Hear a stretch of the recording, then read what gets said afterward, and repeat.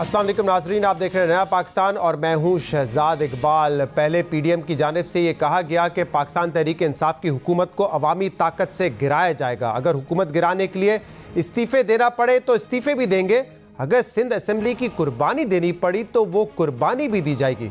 लेकिन फिर पीडीएम ने फैसला किया कि जो ज़िमनी इंतखाबात हो रहे हैं उसमें पीडीएम की जमातें हिस्सा भी लेंगी और सेनेट के इलेक्शंस में हिस्सा भी लिया जाएगा। और कल पाकिस्तान पीपल्स पार्टी के चेयरमैन बिलाल भुट्टो ज़रदारी साहब ने यह ऐलान कर दिया है कि अब वाहिद तरीका तहरीक इंसाफ की हुकूमत को घर भेजने का वोट ऑफ नो कॉन्फिडेंस है। वो कह रहे हैं कि ये वाहिद पार्लिमानी और जमहूरी तरीका है, आईनी तरीका है और वो कोशिश करेंगे कि पीडीएम की तमाम जमातों को इस पर कन्विंस करें।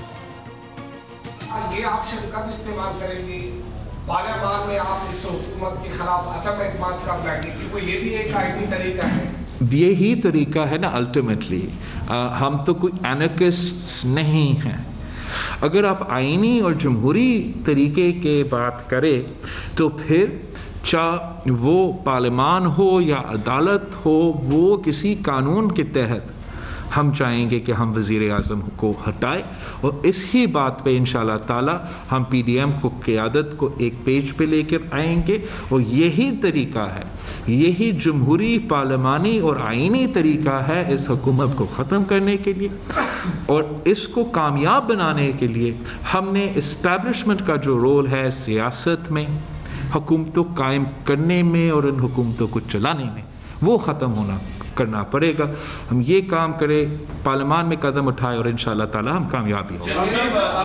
पहले पीडीएम और पाकिस्तान पीपल्स पार्टी इनकलाबी तरीकों की बात कर रही थी, अब जमहूरी आईनी तरीकों की बात कर रही है, यानी कि अदम एतमाद की तहरीक के जरिए हुकूमत को हटाने की बात कर रही है। ये पोजीशन क्यों चेंज हुई है और क्या पीएमएलएन दोबारा कन्विंस हो जाएगी पीपल्स पार्टी की इस बात पर? क्योंकि पहले पीएमएलएन ने कहा था कि हम ज़िमनी इंतखाबात नहीं लड़ेंगे, पीपल्स पार्टी के कहने पे कन्विंस हुए। क्या दोबारा पीएमएलएन कन्विंस हो जाएगी? इस पर बात करने के लिए हमारे साथ मौजूद है पीएमएलएन के सीनियर रहनुमा राना सनाउल्लाह साहब और हमें ज्वाइन किया है पाकिस्तान पीपल्स पार्टी के सीनियर रहनुमा चौधरी मंजूर साहब ने। आप दोनों का बहुत बहुत शुक्रिया ज्वाइन करने के लिए। चौधरी मंजूर साहब, पिछले 3-4 महीने से पीडीएम के प्लेटफॉर्म से भी यही बात होती थी, पीपल्स पार्टी भी यही कहती थी, बिलावल साहब भी कहते थे कि अवामी ताकत से लॉन्ग मार्च के जरिए हम हुकूमत को घर भेजेंगे, हमें अगर सिंध असेंबली की कुर्बानी देना पड़ी तो वो भी कर देंगे, असेंबलियों से इस्तीफा भी दे देंगे। लेकिन अब एक चेंज इन पोजीशन है। अब बिलावल भुट्टो साहब कह रहे हैं कि वाहिद रास्ता हुकूमत को जो घर भेजने का है वो है वोट ऑफ नो कॉन्फिडेंस के जरिए। ये जमहूरी और आईनी तरीका है और इसी को इस्तेमाल करना चाहिए। और वो कह रहे हैं कि हम पीडीएम के लोगों को भी कायल करेंगे कि यही रास्ता अपनाया जाए। क्या वजह है? पहले कहा जा रहा था कि इनकलाबी तरीके से हुकूमत को हटाएंगे, अब आप पार्लियामेंट के जरिए हटाना चाहते हैं? नहीं, कोई इनकलाबी और गैर इनकलाबी तरीका नहीं है। देखिए, मैं एक तहरीकों का तालिब इल्म हूं, आलमी दुनिया के सारे रेवोल्यूशंस पढ़े हैं, तो तहरीकों के अंदर मुख्तलिफ फेजेस आती हैं। तरीके सीधी लकीर में नहीं चला करती कि बिल्कुल ऐसे ऊपर चली जाएंगी, उसमें अप्स एंड डाउन्स भी आते हैं और वो हालात व वाक़यात के मुताबिक होता है। लेकिन जहां तक ये है कि हम अपनी स्ट्रेटजी के मुताबिक जा रहे हैं। पहले कहा था कि जलसे करेंगे, फिर रैलियां करेंगे, जुलूस करेंगे, फिर उसके बाद शटर डाउन, पहिया जाम, ये नो कॉन्फिडेंस, और उसके बाद अगर इस्तीफों की जरूरत पड़ी तो वो भी देंगे। और इस पे हम बिल्कुल खड़े हैं, तैयार खड़े हैं। वो आखिरी ऑप्शन है। ये अलबत्ता दुरुस्त था कि हुकूमत और मीडिया का प्रेशर आ गया कि ये आखिरी ऑप्शन आप पहले इस्तेमाल करें, तो वो कैसे हम इस्तेमाल करते? ये मीडिया का प्रेशर था जिसकी वजह से इस्तीफों पे बात हो रही थी और सिंध असेंबली की कुर्बानी की बात हो रही थी। नहीं, प्रेशर तो वो तो हम आज भी तैयार हैं, उसमें कौन सी गलत बात है? अगर जरूरत पड़ी जिस तरह से लिखा हुआ है तो वो, लेकिन उससे पहले हम सारे ऑप्शंस इस्तेमाल करेंगे। और मेरे ख्याल के मुताबिक तो शायद किसी की जरूरत ही ना पड़े, नो कॉन्फिडेंस की भी जरूरत ना पड़े।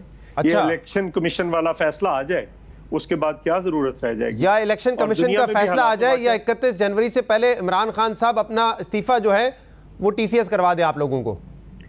नहीं, मेरा ख्याल है वो उसकी जरूरत ही नहीं रह जाएगी, सारा कुछ टीसीएस हो जाएगा, फिर क्या जरूरत रह जाएगी? वो तो ओपन एंड शट केस। अच्छा, लेकिन चौधरी साहब, जब तहरीकों में फेज आप कहते हैं कि मुख्तलिफ आते हैं और आप अपने तौर तरीके चेंज करते हैं, अपनी स्ट्रैटेजी को तब्दील करते हैं, तो इसीलिए तब्दील करते हैं ना कि जो हिकमत अमली आप पे चल रहे होते हैं उसमें कामयाबी नहीं नजर आ रही होती, इसलिए आप अपनी स्ट्रैटेजी को चेंज करते हैं। तो आपको लगता था कि ये इस्तीफे देना इस वक्त मायने खेज नहीं होगा इतना, और इसीलिए इस स्ट्रैटेजी को चेंज किया गया?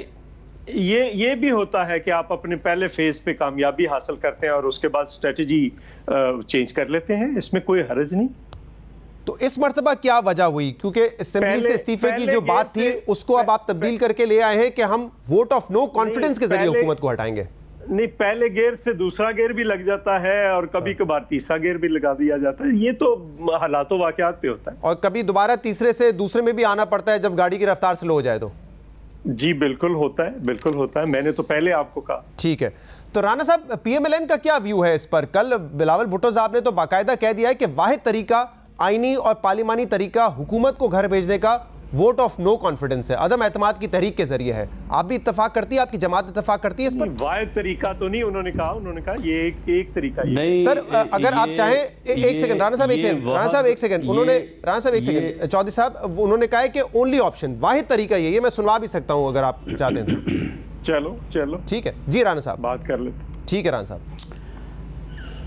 देखें, मामला ये है कि इस वक्त अदालती तरीक़ाकार की भी बिलावल भुट्टो ज़रदारी साहब ने बात की है और उन्होंने नो कॉन्फिडेंस की भी बात की है। ये भी रास्ता है, ये वहाद या सिर्फ और सिर्फ रास्ता नहीं है। हाँ। ये भी रास्ता है। और जहाँ तक इस्तीफ़ों की बात है तो देखें, इस्तीफ़े जो है वो दरअसल 20 सितंबर को जब बात हुई थी, मैं उस मीटिंग में मौजूद था जी। उस वक्त भी इसके ऊपर बात हुई थी कि ये आखिरी ऑप्शन होगा, लेकिन सेनेट के इलेक्शन और इस तसर ने कि अगर इस्तीफ़े दे दिए जाएँ तो सेनेट का इलेक्शन रुक सकता है, उसने इस मामले को ख़राब किया और इस आखिरी ऑप्शन को जो है वो फर्स्ट ऑप्शन के तौर पे जो है वो डिस्कस होने लगा। हाँ, लेकिन और जब राना साहब ये दलील मैंने आपकी पहले भी सुनी है, के बाद सामने आई कि ऐसा नहीं है, लेकिन इस्तीफे देने का मकसद वो रिजॉल्व हो गई। आप लोगों के इस्तीफे देने का बुनियादी मकसद सेनेट के इंतखाबात रोकना नहीं था, हुकूमत गिराना था।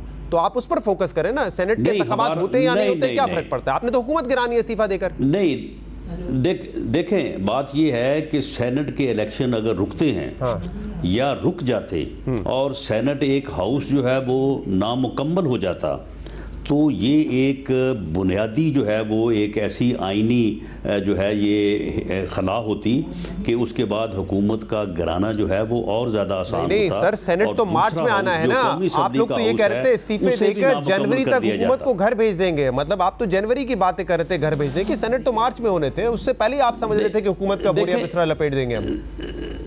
देखें, उसमें अगर ये बात कानूनी तौर पे और आईनी तौर पे ये बात साबित हो जाती कि हमारे इस्तीफे देने से जो है वो इलेक्शन सेनेट का जो है वो नहीं हो सकेगा, सेनेट एक अपर हाउस जो है वो नामुकम्मल ठहरेगा और हमारे इस्तीफ़ों से दूसरा हाउस है नेशनल असेंबली का, वो भी जो है वो नामुकम्मल हो जाएगा और उससे जो है वो हमारी ये जदोजहद कि इस टोले को, इस गवर्नमेंट को जो है वो हटाना है, ये कामयाबी की तरफ बढ़ेगी। तो मुझे आप बताइए एक बात, और अभी कोई ऐसी सिचुएशन आई तो इस्तीफे होंगे। 1 जनवरी को जो आपकी मीटिंग थी उससे पहले आपने मेरे प्रोग्राम में भी, शाहजेब के प्रोग्राम में भी ये आपने बात कही थी कि हम कोशिश करेंगे कि पीपल्स पार्टी को इस बात पर कायल करें कि वो इस्तीफों की बात पर रहे, लेकिन मीटिंग में फिर उन्होंने आपको कायल कर दिया कि नहीं हमें इलेक्शन लड़ना चाहिए, इंटरिम बाई इलेक्शंस लड़ने चाहिए हमें।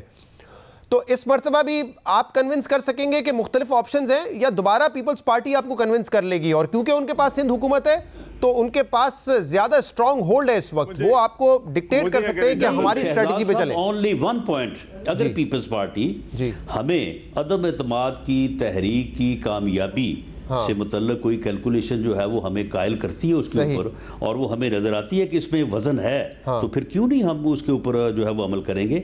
लेकिन हमारा सरेदस्त हमारा ये ख्याल है कि शायद इस्टेब्लिशमेंट के बगैर अदम एतमाद की तहरीक को कामयाब नहीं किया जा सकता, क्योंकि इस्टेब्लिशमेंट भी एक तीसरी कुव्वत के तौर पे या चौथी कुव्वत के तौर पे पार्लियामेंट में जो है वो बजाते खुद यानी बकलम खुद जो है वो मौजूद है। चले पूछ लेते हैं चौधरी साहब से।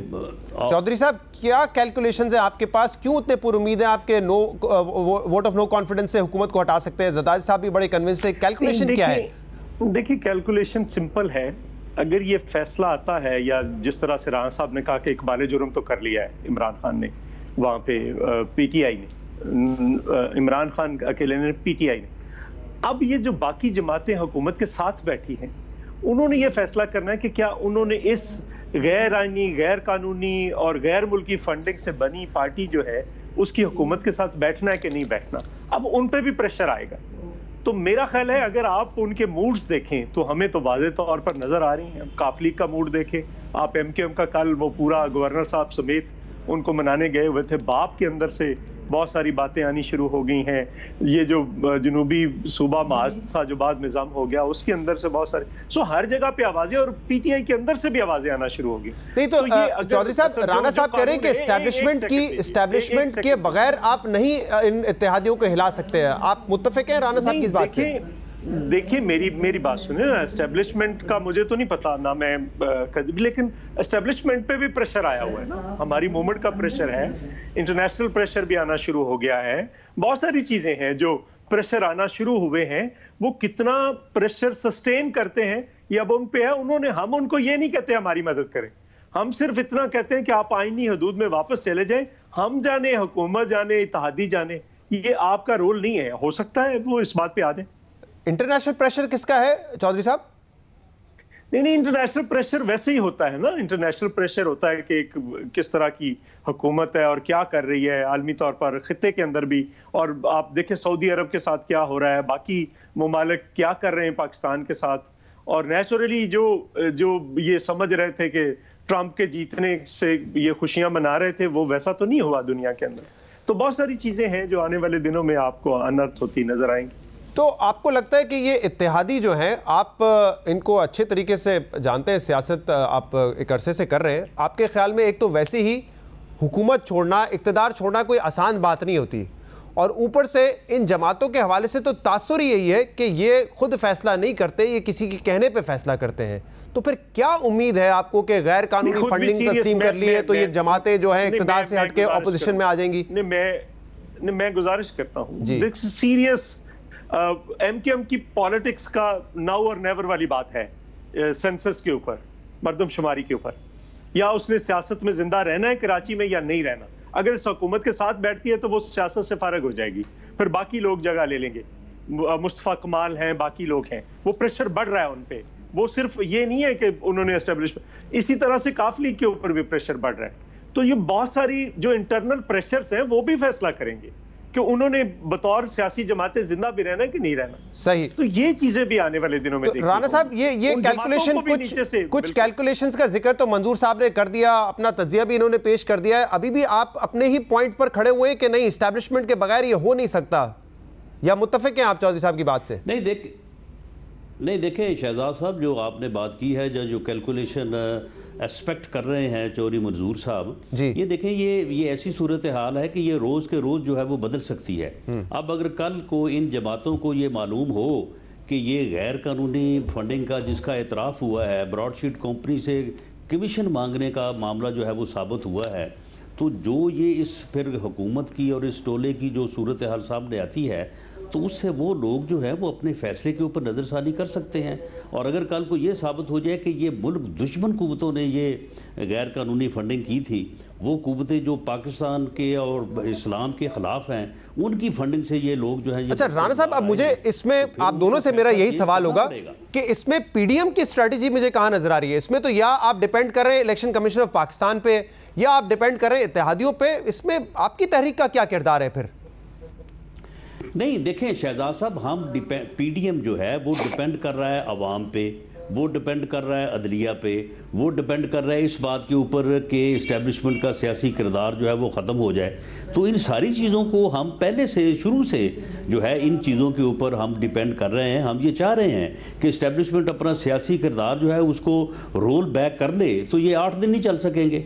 हम ये समझते हैं कि अगर अदलिया फैसला कर दे कि ये गैर कानूनी जो फंडिंग का एतराफ़ किया है, इसके ऊपर JIT बननी चाहिए। वो JIT मालूम करे कि वो कौन लोग हैं जिन्होंने इनको राणा साहब अभी इसी हफ्ते दिया और इन्होंने जो है ये इस मुल्क के ऊपर कब्जा किया है। तो ये सारी चीजें जो है ये सामने आनी चाहिए। जी चौधरी साहब। शहजाद साहब, आप ये कह रहे हैं कि आप एक जंग में चले गए, तो आप हमें कौन सा हथियार चलाना है और कौन सा नहीं चलाना, हम कोई भी हथियार किसी वक्त भी चला सकते हैं। जंग है ना, जंग के अंदर चौधरी साहब मैं ये नहीं कह रहा हूँ, चौधरी साहब मैं ये कह रहा हूँ, ये हथियार तो आपके प्रेशर है, ये जो अपनी मूवमेंट है उसको जारी रखेंगे। नहीं चौधरी साहब, मैं उसके नतीजे के अंदर ही जो एक सेकंड, उसके नतीजे के अंदर ही ये होता है कि ऊपर से जो रियासती इदारे होते हैं वो उनके अंदर भी तनाव बढ़ता है। जब आप प्रेशर बढ़ाते हैं तो सारा कुछ सामने आता है। ये तो नहीं होता कि बिल्कुल ऐसा नहीं। चौधरी साहब, मेरा आर्गुमेंट डिफरेंट है। मैं कह रहा हूं कि ये जिन हथियारों की आप बात कर रहे हैं वो हथियार तो आपके हाथ। सर एक सेकंड, राणा साहब एक सेकंड। चौधरी साहब, मैं ये कह रहा हूं कि वो हथियार तो आपके हाथ में ही नहीं है, ट्रिगर पे उंगली किसी और की है, क्योंकि आप डिपेंड कर रहे हैं इत्तेहादियों पे, आप डिपेंड कर रहे हैं कि कानूनी फैसले आ जाए तहरीक इंसाफ के खिलाफ। मेरा आर्गुमेंट अदरवाइज। पहले तो 6 साल से इधर ही पड़ा हुआ था ना, जब तक मूवमेंट नहीं बनी।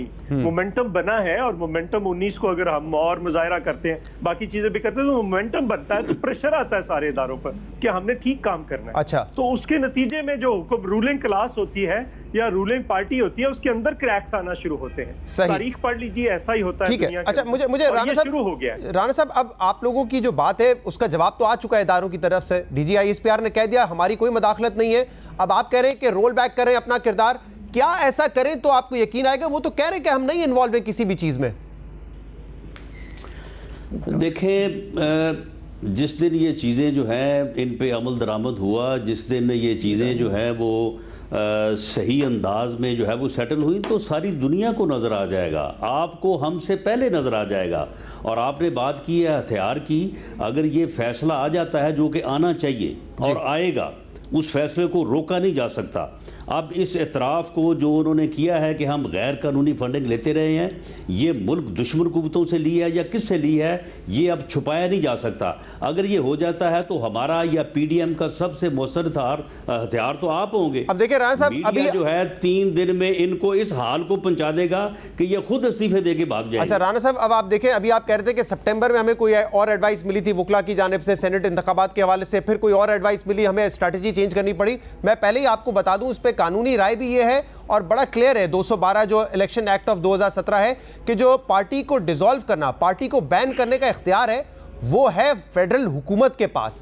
यानी कि अगर उनकी ये फंडिंग गैर कानूनी प्रोहिबिटेड डिक्लेयर भी हो जाती है, तो वफाकी हुकूमत ने फैसला करना है कि कौन सी पार्टी बैन होगी, कौन सी पार्टी फॉरेन फंडेड एडेड है। तो तहरीक हुकूमत अपनी पार्टी को तो बैन नहीं करेगी। दावे से कहता हूं, मैं शहजाद इकबाल दावे से कहता हूं कि अगर इनकी ये फंडिंग जो कि गैर कानूनी ये खुद मान गए, अगर ये डिक्लेयर होती है, ये वफाकी हुकूमत जो है ये खुद को डिसॉल्व करे ही करे, ये रुक नहीं सकती। अच्छा, ये रह नहीं सकती। ये मतलब इमरान खान PTI को बैन कर देंगे? जो है ये अपने हाथों, बिल्कुल अपने हाथों ये बैन करेंगे, इनको करना पड़ेगा।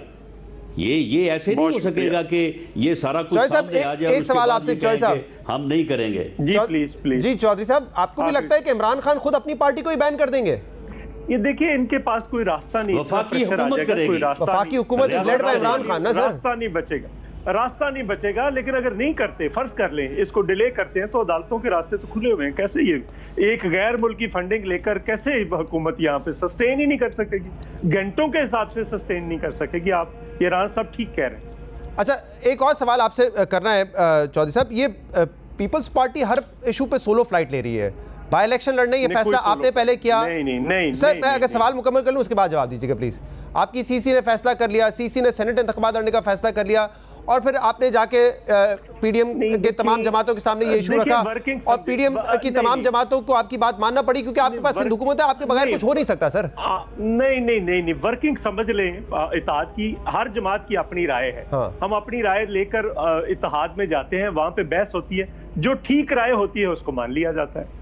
तो ये आप वर्किंग समझे, एक पार्टी की वर्किंग नहीं है। हर जमात की हर इशू पे अपनी अपनी राय हो सकती है, और उसके नतीजे में ये होता है। सर, आपकी राय ज्यादा मैटर इसलिए करती है क्योंकि सिंध हुकूमत आपके पास है। बेचारे राणा सनाउल्लाह साहब भी कह रहे थे कि हम आपको कन्विंस करेंगे, वरना हम चुपचाप खुद ब खुद कन्विंस हो जाएंगे, क्योंकि आपके पास सिंध हुकूमत है ना। गलत होती, अगर हमारी बात गलत होती तो कोई भी नहीं मानता। वो सारे को बच्चे बैठे हुए हैं, सारे वो मजबूर है सर। सिंध हुकूमत आपके पास है, वो सोलो फ्लाइट लेके इस्तीफा नहीं दे सकते जब तक आप नहीं देंगे इस्तीफा। वो उसमें वो लोग बैठे हैं जिन्होंने बिलावल भुट्टो के नाना के साथ काम किया, उसकी मां के साथ काम किया, तो ये बात ना करें आप। चले, एक आखिरी सवाल सर आप दोनों से। कल बिलावल साहब ने कहा है कि सेनेट इंतखाबात हो रहे हैं, प्री पोल रिगिंग नजर आ रही है, ATM इस्तेमाल करेगी PTI। सर, PTI और इमरान खान तो बार बार कह रहे हैं कि सीक्रेट बैलेट खत्म करें और ओपन बैलेट होना चाहिए, तो आप उनसे इत्तेफाक कर लें। आप एक जगह उन पे रिगिंग का इल्जाम लगा रहे हैं और फिर उनसे ओपन बैलेट पे ये इलेक्शन हो नहीं सकता। आप 10 प्रायोरिटीज लगाएंगे, कैसे आप करेंगे?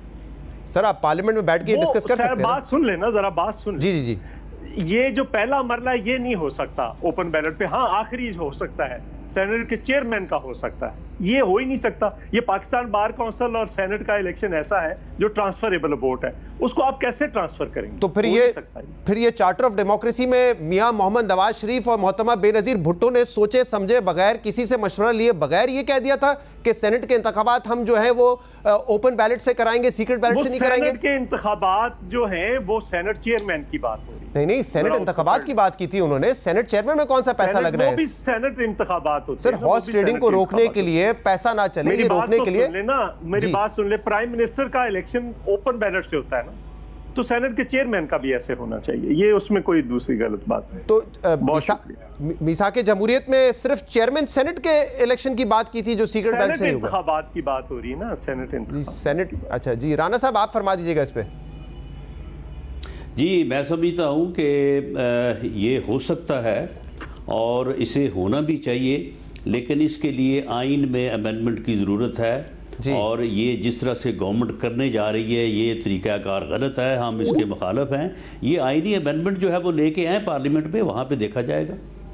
बहुत बहुत शुक्रिया, बहुत बहुत शुक्रिया राना सनाउल्लाह साहब। अब अपोजिशन जो है वो प्री पोल रिगिंग के इल्ज़ाम लगा रही है। पीटीआई की हुकूमत कहती है कि हम तो पहले से कह रहे हैं कि सीक्रेट बैलेट ना करें, ओपन बैलेट करें, ताकि जो हॉर्स ट्रेडिंग होती है, जो इल्ज़ामात लगते हैं रिगिंग के सेनेट के इनडायरेक्ट इलेक्शंस पे, वो ना लगे। ब्रेक लेंगे प्रोग्राम में, इसके बाद मजीद बात करेंगे। स्टे पर। वेलकम बैक नाज़रीन। मुल्क और गैस सार्फिन के लिए बुरी खबर है। जो गैस का बहरान इस वक्त जारी है वो फरवरी में भी जारी रहेगा। फरवरी के 15 दिनों के लिए एलएनजी पहले ही नहीं मंगवाई गई थी, टेंडर नहीं किए गए थे, और आखिरी 15 दिनों में जो 2 स्पॉट कार्गोज आने थे उसमें एक कंपनी बैकआउट कर गई है। एमिरेट्स नेशनल ऑयल कंपनी अपनी कमिटमेंट से पीछे हट गई है और अब एक स्पॉट कार्गो हमें मिलेगा फरवरी में 2 के बजाय, और 7 हमारे लॉन्ग टर्म कॉन्ट्रैक्ट के जरिए जो कार्गोज हैं वो हमें मिलेंगे। अब सवाल यह है कि पाकिस्तान को सिर्फ $3 लाख की बिड बॉन्ड तो मिल जाएगी क्योंकि कंपनी ने बैकआउट किया है, लेकिन जो गैस की डिमांड है फरवरी के महीने की, उसको कैसे पूरा किया जाएगा? और अगर मजीद एलएनजी खरीदने का वक्त है भी तो वो किस कीमत पे मिलेगी? क्योंकि ये जो मुआहदा हमारा था वो तकरीबन साढ़े दस डॉलर का था, यानी कि 20.8% पर। और अब जो मार्केट में, इंटरनेशनल मार्केट में कीमतें हैं, एशिया में वो 22-23 डॉलर से तजावुज़ कर चुकी हैं, जबकि ऑस्ट्रेलिया में वो 37 डॉलर तक हो चुकी हैं। इसलिए अहम सवाल ये है कि ये डिमांड कैसे पूरी होगी और अगर मजीद कार्गो मिलते हैं तो उसकी कीमत क्या होगी? इस पर बात करने के लिए हमें ज्वाइन किया है प्रोग्राम आज शाहजेब खानज़ादा के मेज़बान शाहजेब खानज़ादा साहब। शाहजेब साहब, बहुत बहुत शुक्रिया, आपने हमें ज्वाइन किया। अब पेट्रोलियम डिवीजन ने भी ये कंफर्म कर दिया है कि एमिरेट्स नेशनल ऑयल कंपनी का जो कार्गो 23-24 फरवरी को आना था, जिसकी मालियत तकरीबन साढ़े दस डॉलर है, वो अब नहीं आ रहा। कंपनी अपनी कमिटमेंट से पीछे हट चुकी है।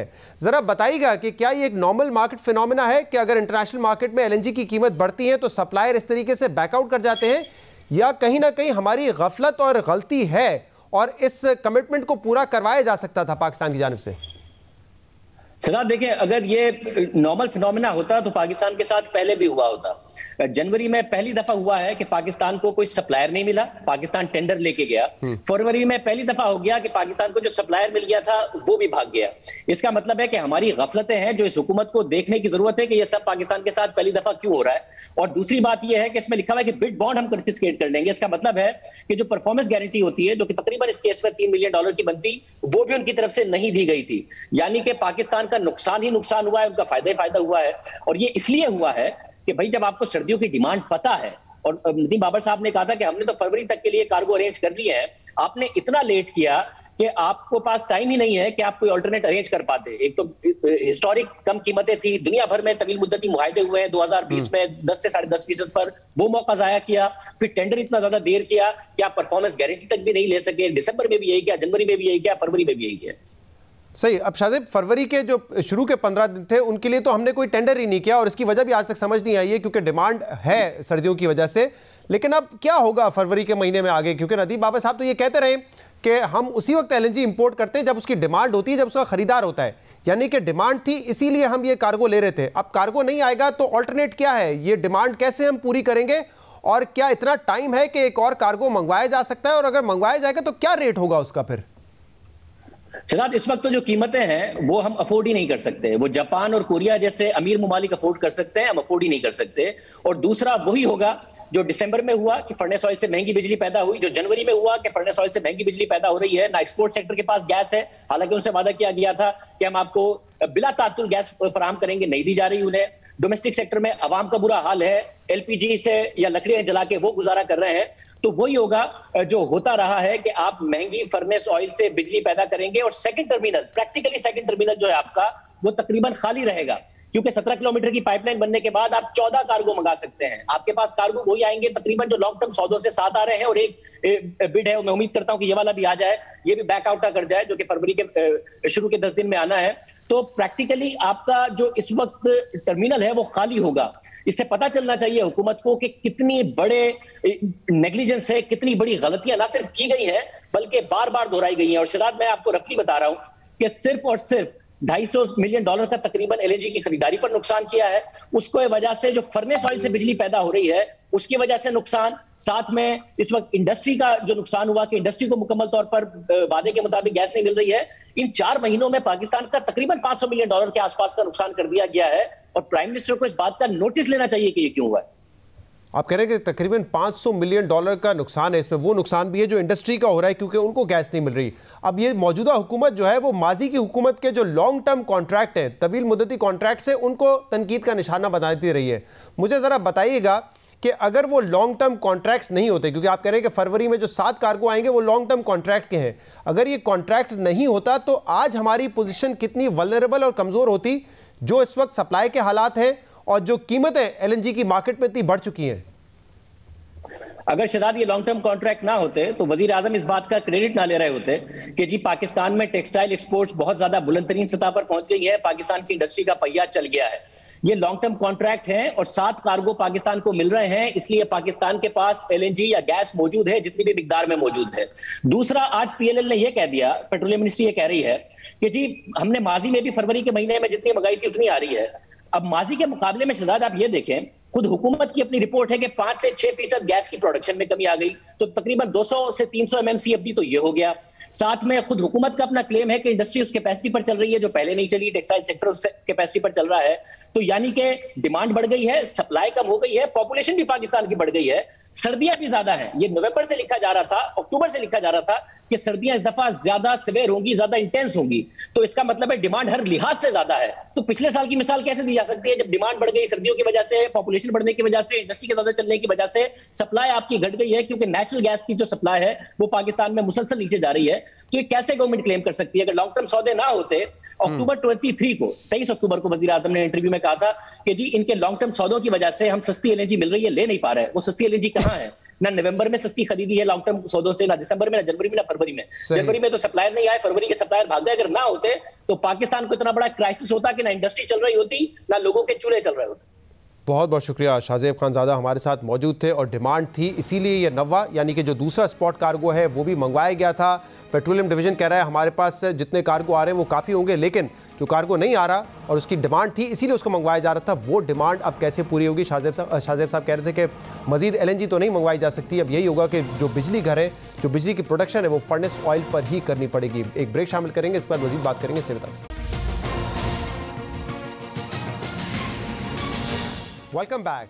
आज अमेरिका में जो मनाजिर देखे जा रहे हैं वो तारीख में पहले कभी नहीं देखे गए। आज दुनिया के ताकतवर तरीन मुल्क में जो कुछ हो रहा है इसका कभी तस्वुर भी नहीं किया गया। 2 हफ्ते पहले अमरीकी पार्लियामेंट पर सैकड़ों मुसल्लम मुजाहिरीन ने हमला किया और आज अमरीकी तारीख में पहली बार पार्लियामेंट और जो बाइडेन की हल्फबर्दारी की सिक्योरिटी के लिए 25,000 फौजी एहलकारों को तैनात किया गया है। 2 रोज बाद दुनिया के सबसे ताकतवर मुल्क अमरीका में इक़्तिदार सदर डोनाल्ड ट्रंप से नौ मुंतखब सदर जो बाइडेन को मुंतकिल होगा, मगर माजी की पुरअमन तकरीबों के बरक्स इस तकरीब पर खतरात के बादल मंडरा रहे हैं। खतरा है कि कहीं कैपिटल हिल पर वही मनाजिर ना दोहराए जाएं जो 2 हफ्ते पहले देखे गए थे। खतरा है कि हल्फबर्दारी की तकरीब में मुसल्लह अफराद ना घुसाएं और खतरा यह भी है कि कहीं माजी के 2 सदूर इब्राहिम लिंकन और जॉन एफ कैनेडी की तरह जो बाइडेन को भी कत्ल करने की कोशिश ना की जाए। अमेरिका में इस वक्त हालात कशीदा हैं। तमाम रियासतों में मुसल्लह मुजाहिरों का अलर्ट जारी कर दिया गया है, जबकि कुछ रियासतों में इमरजेंसी भी नाफिज कर दी गई है। सदर डोनाल्ड ट्रंप के हामियों के खतरे से निपटने के लिए 25,000 फौजियों को दारुल हुकूमत वाशिंगटन डीसी में भेज दिया गया है ताकि 6 जनवरी जैसे खतरनाक फसादात से बचा जा सके। और ये अमरीकी तारीख में पहली बार है कि इतनी बड़ी तादाद में फौजियों को कैपिटल हिल पर तैनात किया गया है ताकि इक़्तिदार की पुरअमन मुंतकली यकीनी बनाई जा सके। 2 रोज बाद जो बाइडन अमरीकी सदारत का हल्फ लेंगे।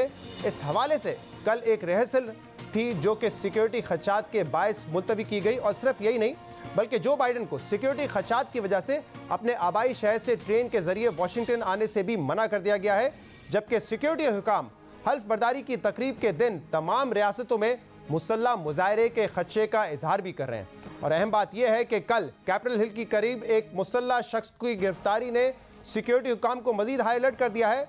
ये शख्स गैर तस्दीक शुदा इनॉग्रेशन पास के साथ कैपिटल हिल में दाखिल हुआ और होना चाहता था और उसे बरवक्त गिरफ्तार कर लिया।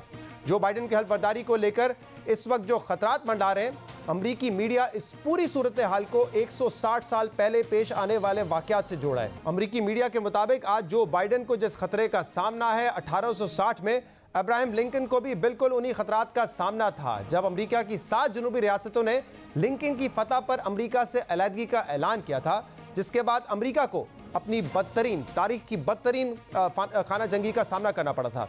बस फर्क यह था कि आज रिपब्लिकन फसादात की वजह है, जबकि उस वक्त रिपब्लिकन सदर को फसादात का सामना था। 1860 में इलेक्शन में धांधली के इल्जाम तो नहीं लगाए गए थे, मगर उस वक्त में और आज में काफ़ी मुमासलत है। उस वक्त भी सफ़ेद फार्म इंतहा पसंदी उरूज पर थी और हल्फ बर्दारी की तकरीब से सिर्फ 2 हफ्ते पहले कैपिटल हिल पर धावा बोलने की कोशिश की गई थी। उस वक्त भी नफरत की सियासत इस कदर हावी थी कि लिंकन की कामयाबी के बावजूद डेमोक्रेट्स लिंकन को इक़्तिदार देने पर तैयार नहीं थे। उस वक्त भी अमरीकी सदर अब्राहम लिंकन को अपने आबाई शहर से दारुल हुकूमत पहुंचने में दुश्वारियों का सामना था, और अगर सीक्रेट सर्विस के जासूस उस साजिश को बरवक्त खोजने में नाकाम रहते तो तकरीब हल्फबर्दारी से पहले ही लिंकन को कत्ल कर दिया जाता। अमरीकी सिक्योरिटी हुकाम उस वक्त अमरीकी सदर और जमहूरियत को खतरात से बचाने में कामयाब हो गए थे, मगर अमरीकी सियासी क़ियादत मुल्क से नफरत की सियासत को ख़त्म करने में नाकाम रही थी, जिसकी वजह से हल्फबर्दारी की तकरीब के कुछ ही महीनों बाद अमरीका खाना जंगी का शिकार हुआ, और खाना जंगी के सिर्फ 4 साल बाद ही अब्राहम लिंकन को कत्ल कर दिया गया। आज के प्रोग्राम में इतना ही, इजाज़त दीजिए, अल्लाह हाफ़िज़।